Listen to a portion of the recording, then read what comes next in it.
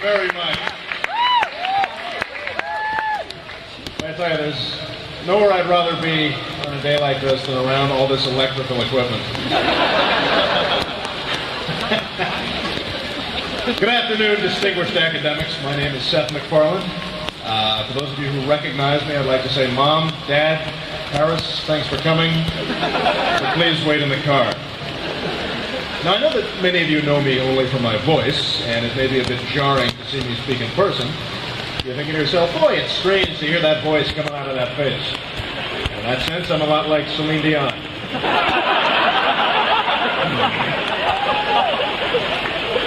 I'm not calling her silly looking, but if you meet her in person, I'll give you $1 if you can find her nose.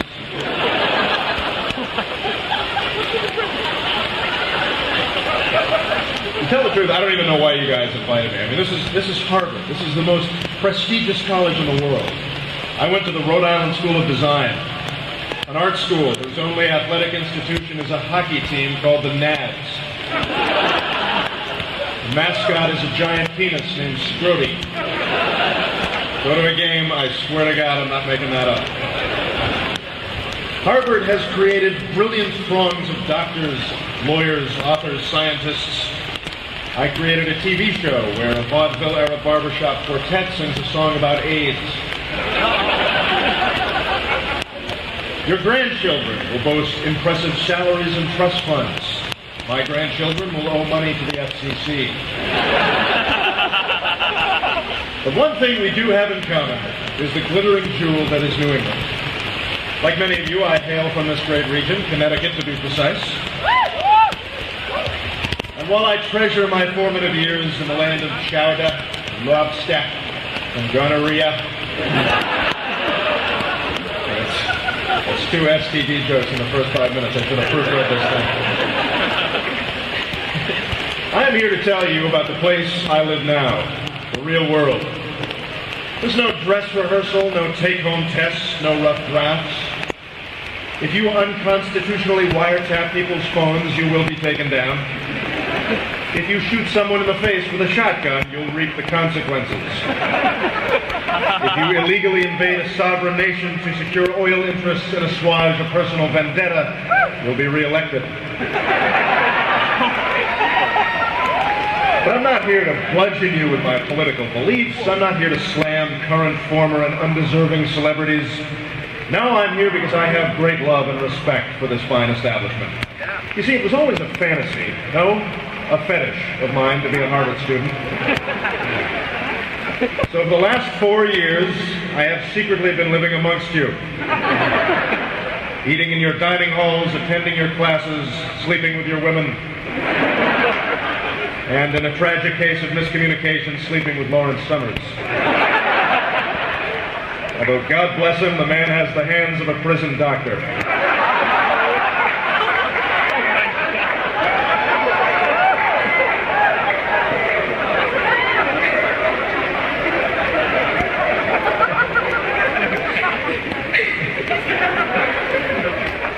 And what I've learned from my undercover expedition into your tributary civilization of advanced physics, law, biology, business, economics, and weed. I know it seems odd that that would be a major, but it's actually very interesting. Classes are held at Cabot House. Dude, we live there, man. It's our house. That's what you sound like. What I have learned is that you like Family Guy. So I could stand up here and drone on for the next 15 minutes, but I know that's not what you want. You're like my mother in that you don't want to hear from me, you just want to hear the voices.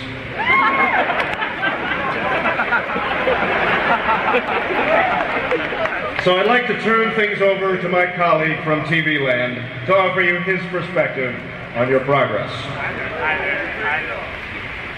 Greetings, citizens of Harvard.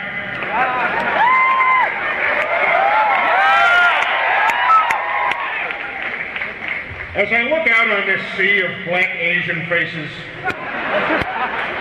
I think to myself one thought. Take that, Hitler, because we won. Yeah. Harvard is, pound for pound, the smartest of all your freaking schools. In fact, I hope one day my son Chris will go to Harvard. Okay, you know what? I'm just jacking myself off there, but, you know, maybe one of my kids. I mean, Meg's got the look of a Harvard gal, but I'm not sure she's got the...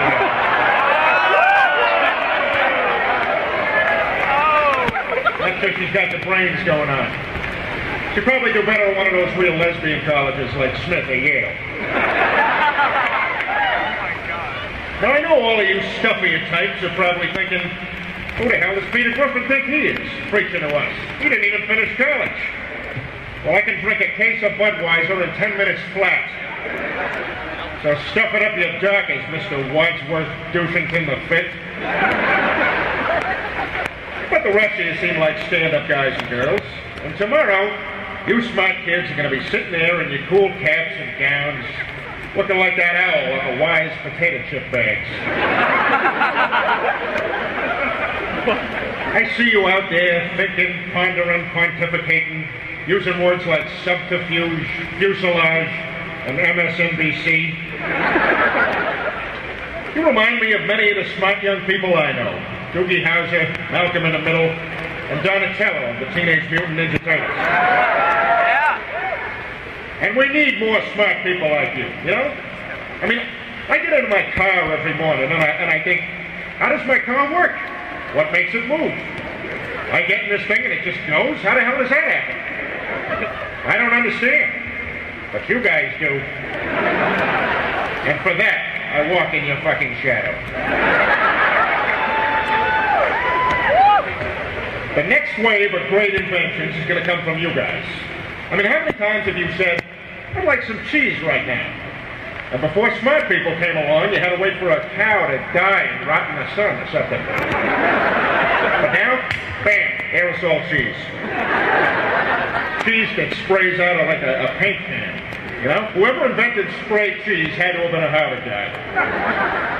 Well, let's say you see a commercial for one of them Solaflex things and you want to order one so you can get in shape, even though everybody says you got to be gay to have a Solaflex, but I don't think you got to be gay to have a Solaflex. So you run and get a pencil to write down the phone number, and you trip and fall and hurt your knee. Well, before smart people came along, you had to sit there in pain just going,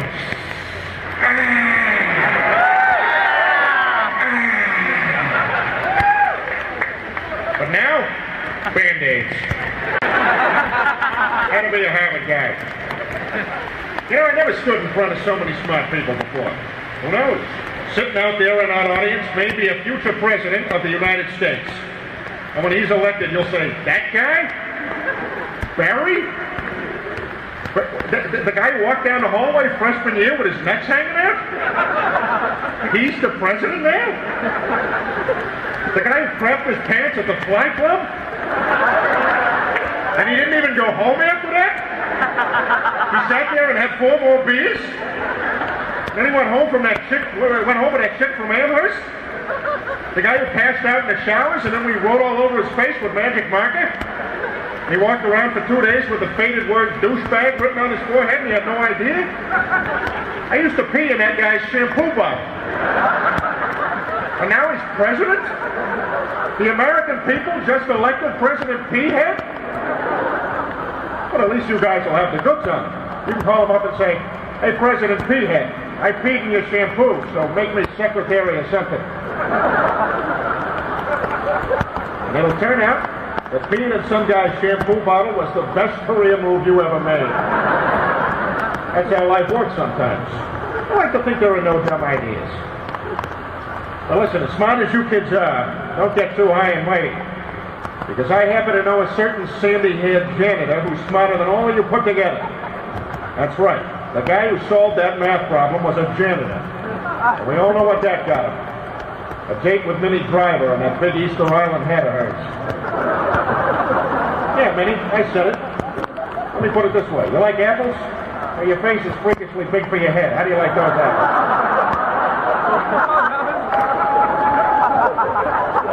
Man, that movie sucked. So I know most of you will be shipping off to fight the war in Iraq. And others will be doing missionary work in Africa. But remember, some of you, that Wall Street is still an option. Don't rule it out, because it is a noble profession. Goldman Sachs needs people too. And here's a tip for you. Digital. Just think about that. The future is going digital. I don't know what that means, but just remember who told that to you. Well, that's about it for me, because I got to run. TBS is showing that episode of Different Strokes where Ronald and Dudley get inappropriately pecked by a guy from WKRP in Cincinnati. So I'm going to pass it over to Stewie. Let me leave you with this piece of advice. It's a very simple piece of advice, and each person here will interpret it in their own way. And it is this.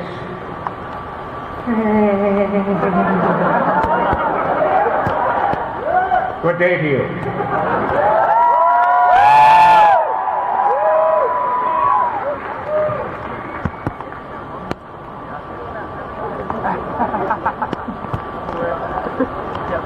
Good afternoon, ladies and gentlemen.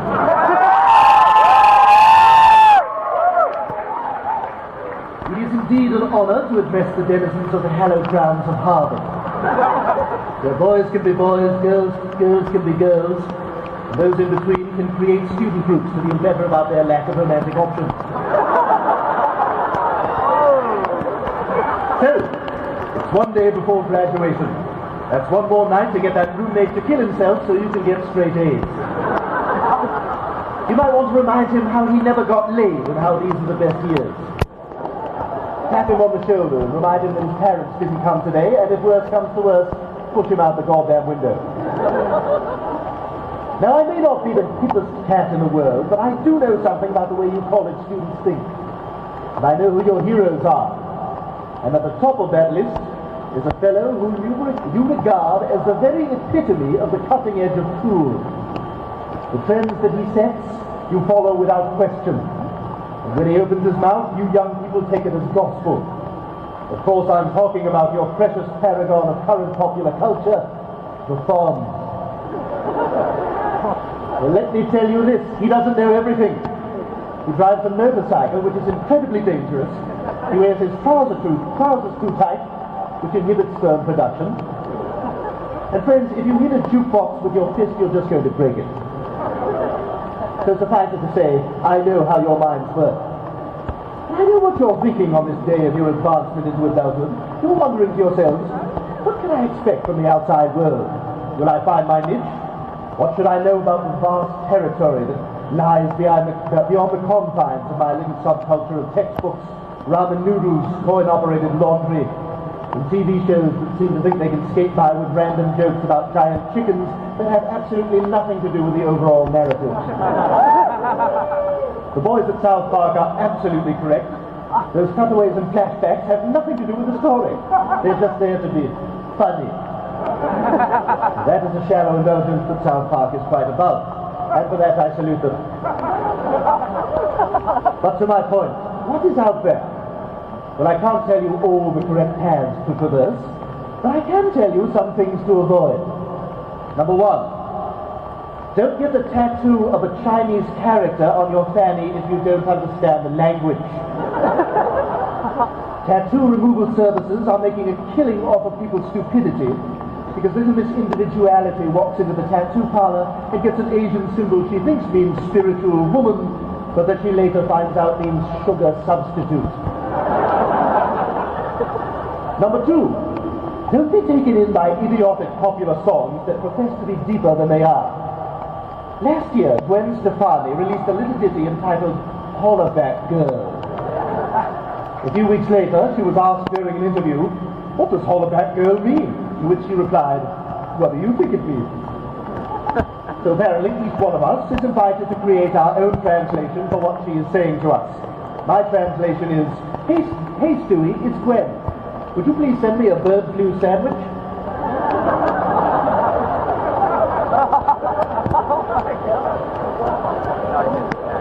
Number three, stay away from the church. In the battle over science versus religion, science offers credible evidence for all the serious claims it makes. The church says, oh, it's right here in this book. See, the one written by people who thought the sun was magic? I, for one, would like to see some proof that there is a God. And if you say a baby's smile, I'm going to kick you right in the stomach. Number four, always had at least one friend who's a Jew. Number 5.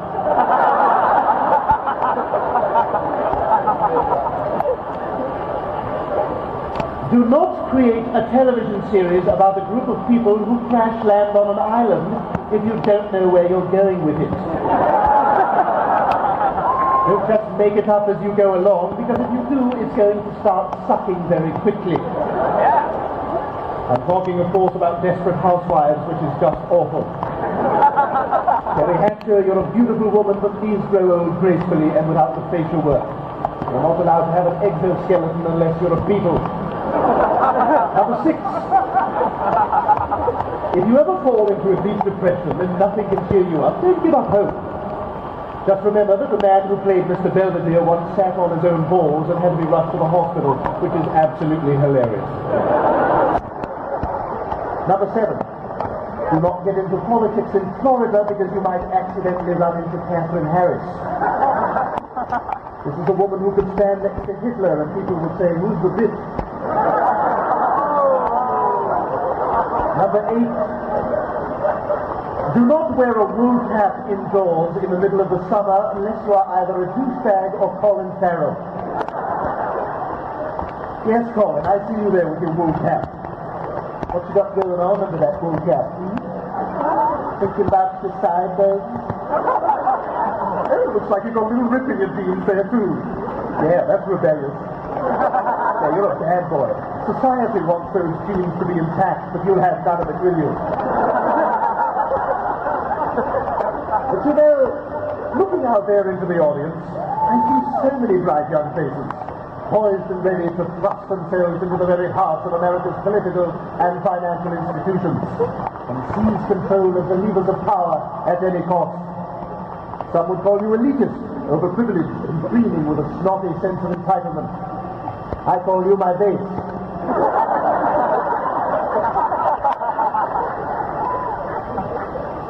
I can see by the looks on your faces that some of you disagree with me. Do you think you can hold on to those lofty visions of a life of nobility? Still have your ideals, do you? Can use that big brain of yours to make a difference? You're going to make the world a better place? Teenagers for change? Volunteer?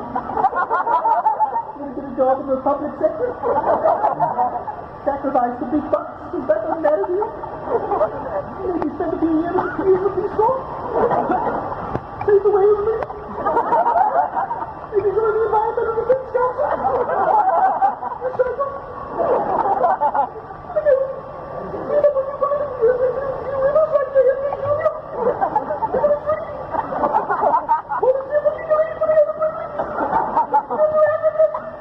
Yeah, we're going to sell out.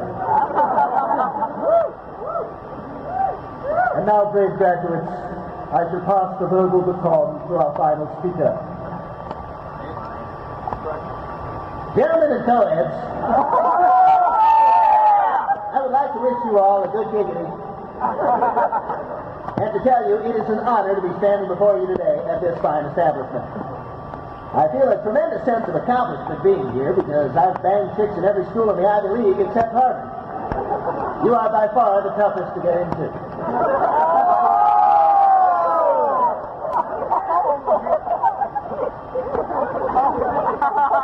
I'll keep my remarks brief today because I'm meeting 2 women and an animal handler at Hong Kong in about 20 minutes.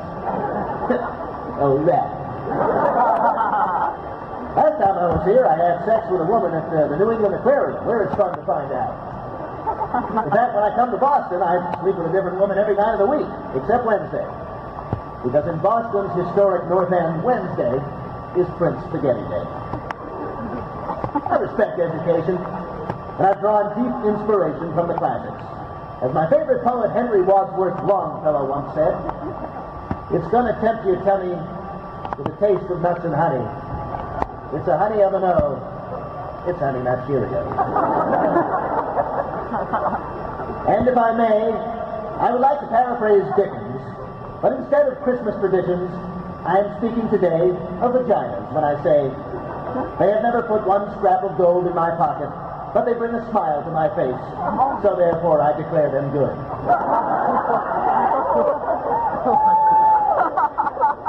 If there is one message I can leave you with this afternoon, it is this. Although you are graduating and moving on to those uncharted new frontiers of adult life, never leave behind that sense of experimentation, that bareback sense of adventure and openness. Stay young, keep looking at the world with a sense of wide-legged wonder. Giggity, giggity, and good luck to you all. Thank you very much.